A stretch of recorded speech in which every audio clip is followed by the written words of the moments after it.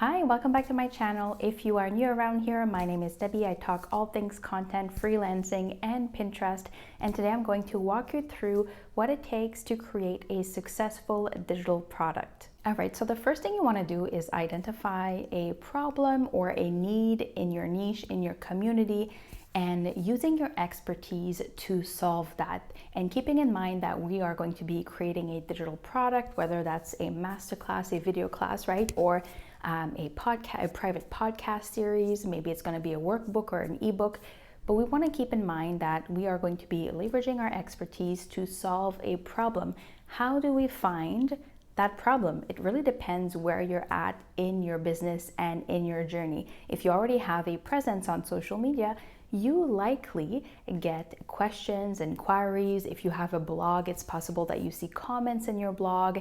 If you have a YouTube channel, maybe you're seeing a particular question or need come up over and over, and that's your clue that this is something that you could help solve with a digital product. And if I take, for example, fitness, let's say you have different courses and resources for doing workouts at home for moms, but you see that a lot of the comments you're receiving or the feedback is that people wish there was more videos or more content on how to work out without equipment. So that's your clue that this may be your next video masterclass, or this could become your digital product that you create in addition to what you're already doing. If you're brand new, obviously, there are different tools that you can use to validate an idea. You can do keyword research, you can look on Pinterest, you can do Google searches, you can look on Reddit, you can, again, use various online communities, Facebook groups, see what people are asking for in your niche, identify a need, and then decide on the product that you are going to create. Sometimes that digital product is going to be a little bit more broad. It's going to cover multiple topics within your niche, or sometimes it's going to address something very particular. For example, in my Timeless Pin Success Masterclass, I teach how to get more engagement and traffic from Pinterest, because I identified in my niche that a lot of people were complaining about getting a lot of monthly views on Pinterest but not getting any traffic or engagement. So that's this particular problem that I solve with that digital product. So you can choose whether you want to create something more broad that includes multiple solutions for multiple problems within your niche, or something very specific. Step 2, we are thinking about our format. What is going to be this digital product? Is this a workbook, an ebook, a masterclass, a private podcast, private blog? I mean, there are different formats of digital products. And by the way, you likely know this, but digital products are nothing new. People have been selling information for a very long time in the forms of courses, blogs, podcasts. The sky's the limit, really. And you don't have to be an expert at video. You don't have to be an expert graphic design when it comes to creating digital products. There are ways that you can save. So you can record your video content with your phone. You can hire out somebody to create an ebook for you. You can purchase workbook or ebook templates that have commercial rights, so that when you edit them and you add all of your information, you have the rights to sell them even though you have purchased a template. So there are ways to go about it to save time. You do not need to be an expert at everything in order to create a successful digital product. It is so important to validate your product idea, and this goes beyond just doing keyword research. So if I'm doing keyword research, if I'm in online forums and I'm seeing what people are asking for, that is one thing. But what do people actually want? How much are they willing to pay? What exactly do they want in that product? And we can't always know for sure. And even if we get feedback when we are doing more market research and validating our idea, we still don't know 100% if people are going to buy. Some people suggest selling your product before you've created it, so you validate the idea. However, I believe that we have a lot of information available to us online to know if there is a need. We still need to do some work to get some feedback to be able to refine that product. So if we go back to the fitness example, what you can do is, whether it's on Facebook, LinkedIn, in your own community, you can say, hey, I've seen a lot of questions come up on XYZ. I'm thinking of creating XYZ as a masterclass series, or as a 1 hour masterclass helping you do those workouts without equipment at home. Is this something you would be interested in? So there are ways that you can further validate the idea to help you get to a place where you're like, okay, chances of me making those sales are good, but the work doesn't end there. So then with the next step, it's going to be time to create our digital product. Are we creating a video? Are we creating an ebook or a workbook? Is it audio content? Whatever it may be. Again, if you're starting from scratch, what you can do is you can look at a tool like system.io, where it's an all-in-one tool. You can host courses, blogs, you can sell digital products all on one platform, and you get to start for free.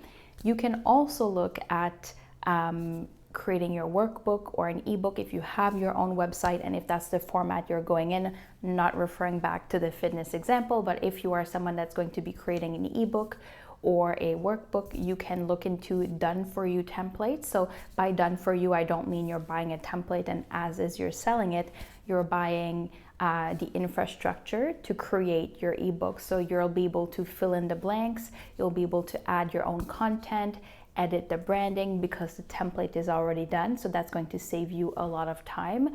You can also choose to start from scratch. A lot of people like that as well. And remember, it really depends on your niche, your audience. People want things that will help them get from point A to B. And while, aesthetics in a way, or branding, of course it matters. If I'm buying an ebook template that's like beautiful, right? But it serves no purpose. It's just a whole bunch of blank pages, the same page over and over. What's the point of buying a done for you template when you can just create your own? As long as your client is getting something that looks professional, that's going to help solve their problem, that's going to really answer the questions they've been having, I do think that something looking pretty, it goes out the window. It's really not all that important. Functional and quality content that people can apply to their life, their needs, their business is much more important. So don't fret too much on this and worry about whether something's gonna look good enough. And I mean, there's a fine line here, right? I'm not saying that your content doesn't have to look professional. It certainly does, but you don't have to have the most aesthetically pleasing template to sell a successful ebook or workbook. So when it comes time to selling your digital product, oh my God, this is gonna look so different based on where you are at in your journey and the tools you want to work with, tools you are able to work with, whether you have budget for paid advertising or not. But you always want to think about a simple funnel. So this is going to be something like, let's say, a podcast to a freebie. You're nurturing and then selling your product. This could also be blog content linking to a freebie in your blog, and then you nurture your list to sell your product. It can also look like a blog with embedded digital products in your blog post, and in that blog post, of course, you're walking people through a journey to sell your product. You can do the same with YouTube. So you can create YouTube content where you are giving value and useful information to your community, walking them through a journey, and then selling in your description your products or promoting your freebies. If you don't want to do any of that and you're like, you know what, I'm not one to create social media content, you may look at paid advertising if you have a budget, whether that's Facebook or Google ads. You may want to be looking at using Etsy and running Etsy ads. It is going to be work.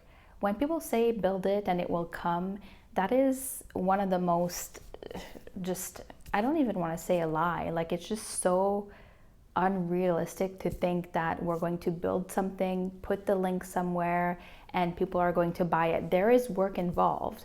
Can it be something that's sustainable, that runs on its own in the background with a good funnel, with advertising? Absolutely. But it's not something that we're just building and then we add a link somewhere in our profile once in a while and people are magically going to find us and be like, oh yeah, right away, I know I need this, I want to buy it. You do need to have a sales funnel, and you do need to stick to creating content that's going to take people from point A to yes, I need this.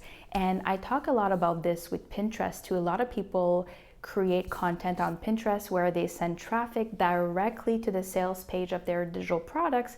And while that does work, yes, people on Pinterest sometimes are very specific in what they need, and they will like the solution you have to offer.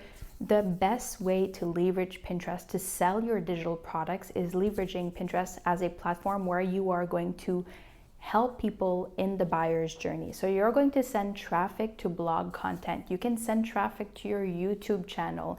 You can send traffic to a landing page where you are promoting a free guide, something that's going to help people get on your email list, and you're going to be able to nurture them and sell your product. It doesn't just happen by sharing constantly the same link to your digital products. So the same concept apply. We do need a sales funnel. Again, it can be something that's rather simple.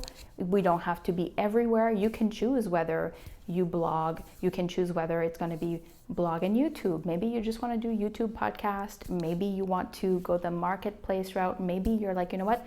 None of this, but I will create a guide for my digital product. I will run ads to it, and I will have a nurture sequence in place to help me sell the product. You have to do something. The link of your sales page doesn't just sit there and people come to you and buy it magically out of nowhere. I'm going to add as well in the description of this video a range of free tools that you can use to create, to research, to see what people are looking for to help you in this process. If you like this video, don't forget to like and subscribe. I'll see you guys next time.